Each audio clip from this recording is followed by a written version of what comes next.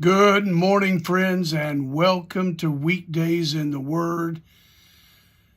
And this is one blessed, happy pastor talking to you on this Monday morning, 23rd of February, the 23rd day of our 25th 30-day prayer challenge. My heart is full. God is answering prayer. I'm telling you, what a weekend. What a weekend. I was blessed to be in a men's conference on Saturday and speak there in North Vernon, Indiana.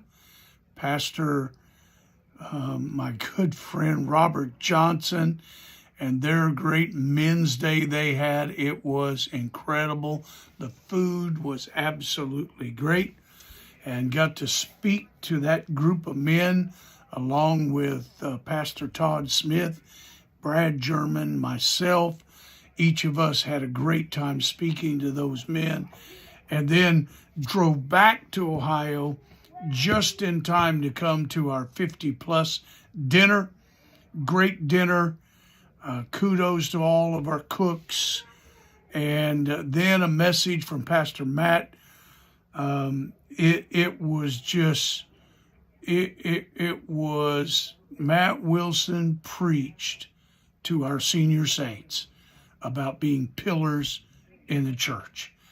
And so that set the tone for the entire weekend. Great Sunday morning. And then Sunday night, I turned it over to Pastor Chris Pilcher and our Haven youth, and boy, I'm telling you, they touched our place. You talk about revival. And I want you to know, 23rd day now, this is number 3 on my prayer list, that revival continues at ALT. Another answered prayer. The revival in this house has flowed throughout this month, and each week it's just been a step higher and a step higher. It has been absolutely wonderful.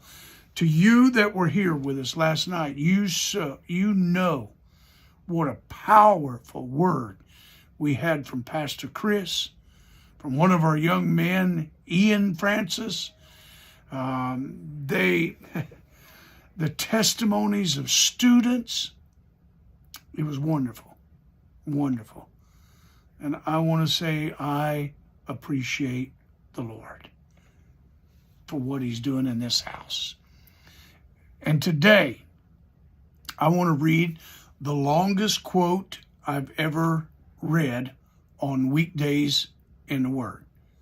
This again comes from a little booklet that Tammy in Virginia sent to me, and it is The High Cost of Revival, written by John R. Rice, the late John R. Rice. I want to read this to you. The other day at my house, the telephone rang. I was up in my study, so I waited. I am always expecting someone else to answer the telephone, but nobody else was home. It rang the second time. So I got up and down the stairs I ran, then around the corner, into the living room, and into the hall to the telephone. Can anybody say this was the old days? One phone in the house, and it's on the hallway somewhere. So he gets there. He says, I picked the receiver up, and it had quit ringing just before I got there. There was no one on the line. And I turned around and went back upstairs. I do not want to tell you all that I thought about that fellow who called me downstairs, made me nearly break my neck and then quit before I got there. But listen to me. Many a time you call God on the telephone, and before God can answer, you quit praying.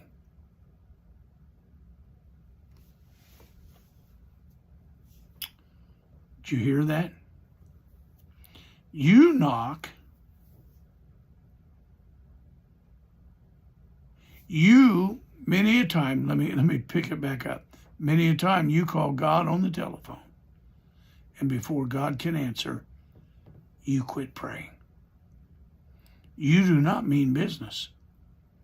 You knock at God's front door and then turn and walk away and say, well, I don't believe there's any God who lives there. Or, if there is, I don't believe he answers prayer. He would not do it for me as he would for somebody else. Like the unbeliever you are, you quit and go home before God gets to the front door. In Bible times, Christians who got a hold of God spent extended seasons in prayer before God. That's John R. Rice from his booklet called The High Cost of Revival. I want to ask you a serious question this morning. How many times have you knocked, and before he answered the door, you quit?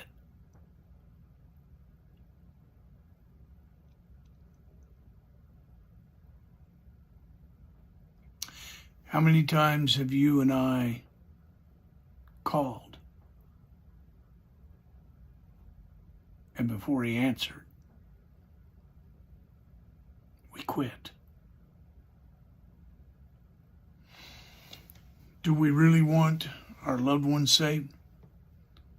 Do we really want a 2026 move of God in our person, in our family, and in our church? Perhaps like we've never saw before.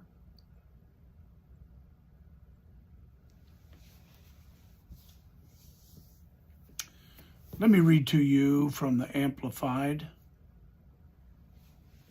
Luke 11:9.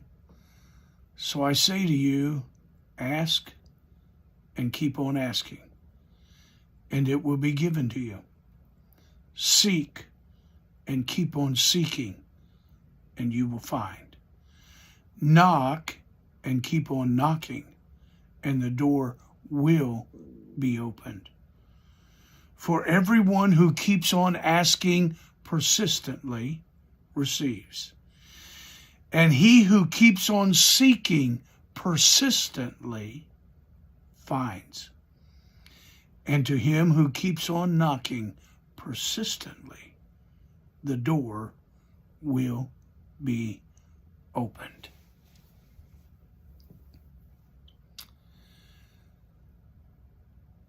Talking about a month of change.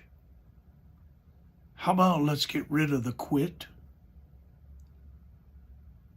How about let's forget about, leave behind, sign off on the quit in us? How about us knock and keep on knocking, seek and keep on seeking, ask and keep on asking? How about us learning persistence until we see? Oh, my friend, what God has for us, you and I, in these last days, not less than what has been, but greater than what ever has been. The marriage of Cana, did the governor of the feast not say, you saved the best till last? Is there not the possibility in a world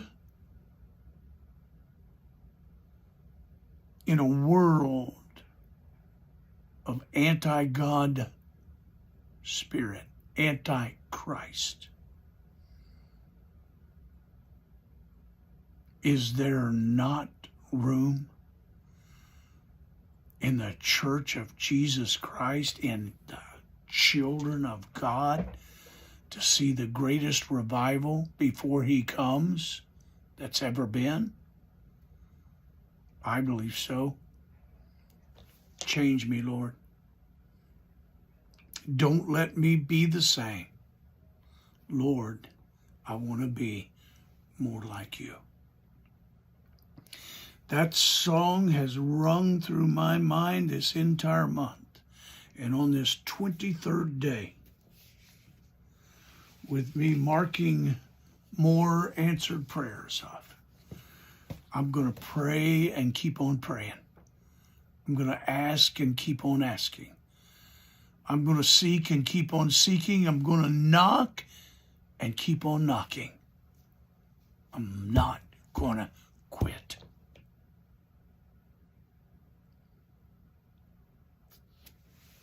I'm telling you, my greatest days are here and now. I believe you're great. Listen, throw out the lies of the devil. Why don't you speak that today? Why don't you look in the mirror and say, your greatest day or my greatest day is right now. Let the Holy Spirit fill you afresh, and let's believe God to see more than we've ever saw before. He's a God who answers prayer. Bless you on this Monday. My heart is full. Revival is moving in a different way than I've ever saw in this house. I'm blessed. And I say to you, don't stop praying.